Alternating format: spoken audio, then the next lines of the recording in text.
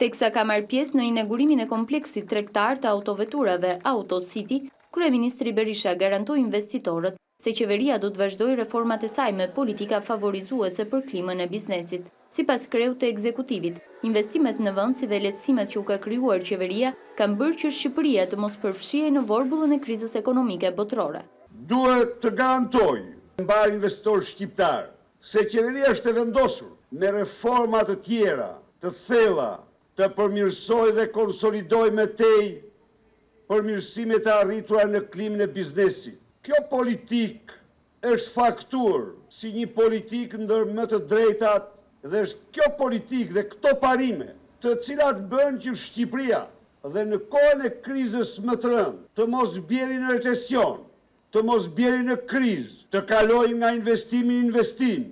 Duke u ndalur tek reformat e qeverisë, Berisha tha se vetëm për Tiranën, brenda një muaji janë inauguruar investime të cilat kapin vlerën e 300 milion eurove. Biznese këto të cilat faktojnë më së miri punën e mazhorancës në këtë drejtim.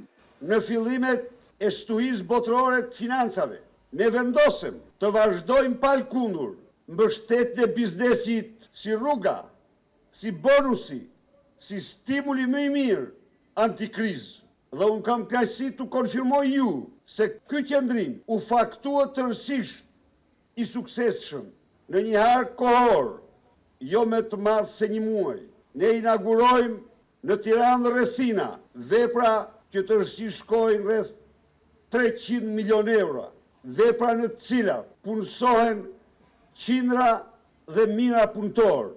Kompleksi tregtar i autoveturave Auto City është një investim prej 10 milion eurosh dhe do të shërbejë si panair për të gjithë përfaqësuesit e automjeteve nga e gjithë bota.